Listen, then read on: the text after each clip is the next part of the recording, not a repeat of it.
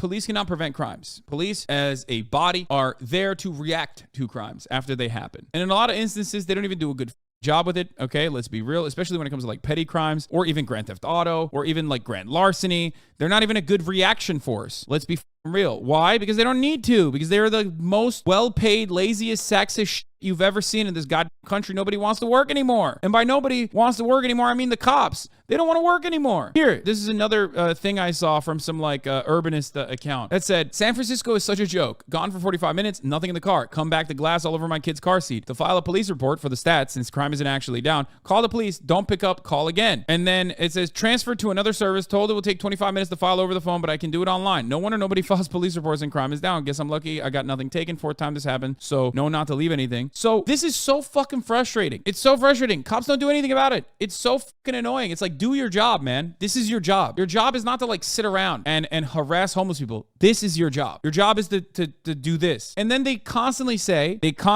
oh, well, there's nothing we can do about it because the DAs will like release them. That's not true. That's not fucking true. Do your fucking job. Oh my God. I hate you so much. I hate cops so fucking much. It is so fucking frustrating. Holy fuck. Yeah. There were 30 cops literally in my subway station last night, just standing there in a vast crowd getting paid overtime. This is why libraries are closing on weekends and public schools are falling apart. What was it? Well, I saw a fucking tweet about this where someone was like, if you're leaning, you should be cleaning. Like, get them to do other shit. Okay. I'm sick and tired of it. If you're gonna fucking stand around, get to work. Pick up the trash. You fucking piglet hog pieces of shit. Time to lean, time to clean, bitch.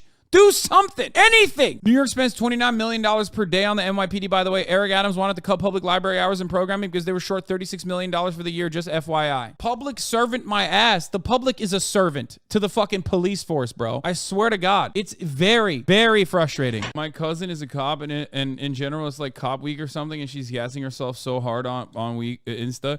Bro, Cop Week is like, Men's Awareness Month or something, okay? It's always Cops Week. There's no week that isn't Cop Week. These motherfuckers are the only people that have like social. They are living in Norway, okay? That's it. The only group of individuals in the workplace that is this well treated in the working class that are wage laborers, okay? Because cops technically are they're cops. That's it. In the United States of America, every other fucking sector is dog shit, okay? Except for cops. They quite literally have they have all the benefits, they have all the compensation, they have all the workplace security, they have everything. They could just be the worst on the fucking planet. They could kill and get away with it. And there's nothing. There's nothing you could do about it. It's like they're the only like actually solid union in the country. They get pensions. They get all of that. They live on a totally different planet, dude. It's fucking bananas. New York spends $29 million per day on the NYPD. The amount of top of the hour ad break avoidance fees that you can pay for that is crazy. Maybe I should promote cops more. That way I can get more subs at the top of the hour and gifters at the top of the hour, because at the top of the hour, there's a stream and ad break. The car break-ins are strange because it's largely an organized crime ring that is easily baitable. The viral glitter bomb YouTube guy easily tracked them with a bait package and figured out where they trade in their goods. It's confusing why the San Francisco Police Department can't do the same thing. And I responded and I said, nobody police wants to work anymore. That's why. Randy also said, why would the police do any work when they could just do nothing and get paid the same? It's just like, guys, another $1 billion will fix it. Okay? That's what it is. The cops are quiet quitting. Okay? They're quiet quitting. Nobody wants to work anymore is actually just about cops. $120K starting salary for the SFPD, by the way. Yeah, of course. Dude,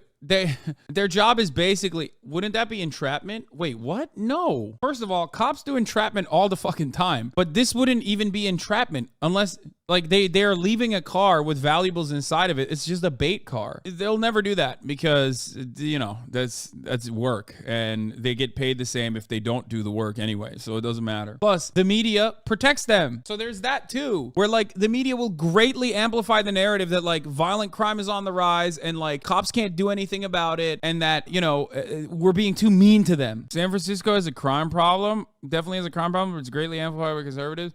Every big city has a crime problem and with no solutions, because the solution to crime is not more police enforcement. It's literally financial, okay? There's no way to fix crime other than by turning around and solving the underlying reasons why crime happens, okay? Crime, or the overwhelming majority of crime rather, is due to socioeconomic conditions. That's it. If you want to like actually eliminate crime, then you have to eliminate poverty. Why don't poor southern states have higher crime if it's heavily socioeconomic factor related, just population density versus cities? Where, first of all, poor southern states do have higher crime. What the fuck? Hello? They do. Yeah. I don't know what you're saying. Per capita, of course. Yeah, of course per capita. No one would look at totality. What the fuck? Oh, man. I can't believe Wyoming doesn't have the same total number of violent crime incidents as California. You know what I mean? Yeah, no shit. You have to look at per capita. And they do, for the record. I'm not making fun of you. Maybe you didn't know that, but they do. They do have higher rates of crime per capita. What about New York? What about New York? That's a great question. What about New York? I said it earlier in the chat, but like if you look at television, if you look at local TV, you think New York crime is out of control.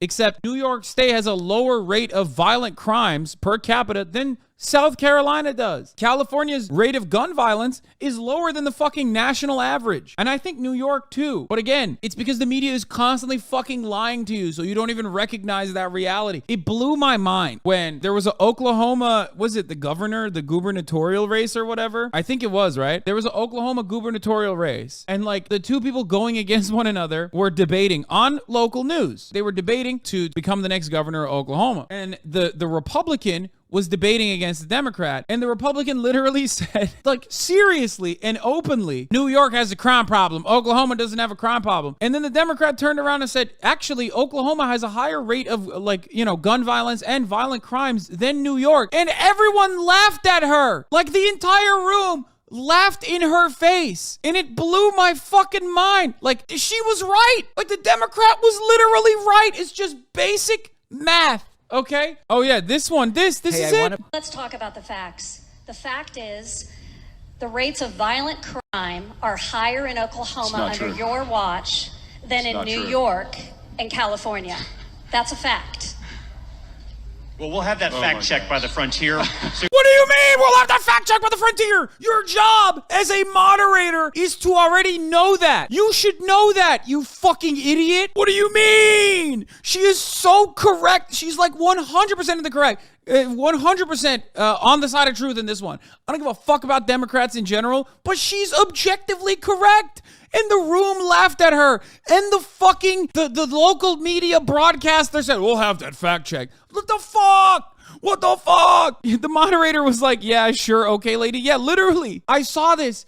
And I felt like I was losing my fucking mind. I'm like, dude, she's right. She's fucking right. There is a point about the internet, social media in regards to crime. Not often do I like Neil deGrasse Tyson, but there's an old video where someone brought up like police brutality or something, and he pointed out the illusion of uptick in frequency can be partially attributed to our information access increasing as tech has expanded. Yeah, a great example of like the crime hysteria that exists in the United States of America is accompanied by apps like Neighbor or Ring or numerous other applications that is constantly like giving you round the clock, real-time information, oftentimes like biased too and not even correct. Nextdoor, not Neighbor, sorry, Nextdoor, like telling you like what crimes are happening in the city. Those crimes have always been happening in the city, okay? It's a part of living in the city. It sucks, but like you are way more tuned into it when you see it all the fucking time. Now, of course, we should seek to solve these crimes. I'm not saying like, oh, well, that's life in the big city sucks to suck. I'm not saying that at all. But understand that like these applications have a very direct purpose of like scaring the shit out of you, so you buy their services for protection. You know what I mean? Look at our media, mentions a topic relative. Oh, crime. Yeah. The figures below compare the average percentage of 15-second segments in a given day during a 10-day chunk of the month with the average percentage 10-day chunks over the first 6 months of the year. This is mentions a topic. Crime has majorly increased overall leading up to an election because they always do that before they do the midterms. Just moved from San Francisco to LA a few months ago. San Francisco has one of the highest brazen theft rates, not violent crime. It only started to feel unsafe when the mental health drug use really started to affect people after the tenderloin started overflowing. Yeah, the problem with No. Here's what it is. No, brazen crime as far as like what you see. I don't know what the tenderloin is. I don't know what that means. I don't know what the fuck he's saying. But like as far as like retail theft and shit like that, that's like out of control or happening regularly in places like San Francisco, there's certainly a reality to like the brazen in the fucking broad daylight crime that you see, except it happens because it has an incredibly high rate of poverty, an incredibly high rate of wealth and income disparity, incredibly high rate of homelessness, and all of the accompanying issues that come along with that. And the only way that you can solve that is not by like trying to actively over enforce or over police said communities, because you can't, because there's a constant new wave of people becoming homeless, a constant new wave of people looking to crime to like survive, right? The only way to solve that is by offering people opportunities and both financial opportunities and also a place to live. If you want to talk about like solving some of these homelessness problems, right? It does come through crime enforcement. It's just that it's not about enforcing loitering laws on homeless people. It's about crime enforcement at the highest levels of society. It's about what landlords are doing. It's about criminalizing not loitering or not criminalizing poverty, but instead criminalizing people who are doing things that are perfectly legal but are completely immoral. But we will never do that because our entire society is designed around protecting the wealthy. So we're never going to do crime enforcement on people who are doing like wage theft or shit. No, 100% all pricing out people. The difference is pretty crazy. It was never as bad as the media said though. And my friends that would visit me were shocked that the city wasn't burning down. Yeah, I know. People that don't live in fucking big cities. It's always funny when motherfuckers are talking about literally my backyard in Los Angeles, like these crazy crimes happening. And they're like, dude, don't you feel safe? Like, don't you feel safe? It's like, bro, that's my backyard you're talking about. You know what I mean? Like, what the fuck do you mean? No, of course I feel safe, idiot. What are you talking about? Like, it's not like fucking, it's not like the city's on fire all the time. I would feel more safe if there was less poverty, if we eradicated poverty. Okay, you're also a giant dude. No, that doesn't matter. It's still, yeah, I'm a giant dude. You know what also would kill me though? A gun. What do you mean? Like what? If someone were to like follow me home and try to rob me with a gun, what am I supposed to do? I'm not immune to fucking bullets. My point is there are plenty of moments where like I've talked about this before. There are moments where like, of course you feel unsafe, or at least you feel unsafe for those in your life, like my mom, you know what I mean? When like the serial masturbator dude used to jerk off right next to my house all the fucking time or would like try to break in to my house. But there is no like good way to deal with this problem because we don't want to deal with this problem. But yeah, here's the murder per capita rate. Louisiana, Missouri, Arkansas, Mississippi, South Carolina, Alabama, Tennessee, Illinois, Maryland, Georgia, North Carolina, Pennsylvania, New Mexico, Michigan, Indiana, Delaware, Oklahoma, Kentucky, Ohio, Arizona, Alaska, Texas, West Virginia, Virginia, Florida, Nevada, California at number 27, dude. New York at number 32. Look at that. Oh, by the way, here are the safest cities, or not safest states with the lowest violent crime rates. Maine, New Hampshire, Vermont, Connecticut, New Jersey. States with the highest violent crime rates are DC, Alaska, New Mexico, Tennessee, Arkansas. Top 10, baby. District of Columbia, New Mexico, Louisiana, Colorado, South Carolina, Arkansas, Oklahoma, Washington, Tennessee, and Oregon. Let's go. Montana is not on the list. I mean, probably not far up there. I mean, it's probably not that far behind the other states that we just looked at. Where is it? Yeah, it's fucking right next to California. Just crimes, not violent crimes. Oh, here. Violent crime rate. Aw, damn. Womp womp. Montana with a violent crime rate immediately fucking popping off, dude. Oops. DC, Alaska, New Mexico, Tennessee, Arkansas, Louisiana, Missouri, South Carolina, South Dakota, Arizona, Michigan, Montana, Nevada, Oklahoma, Alabama, Texas, California. Anyway, the point is, if you look at the rate of poverty in these places, you'll see quite the similar chart.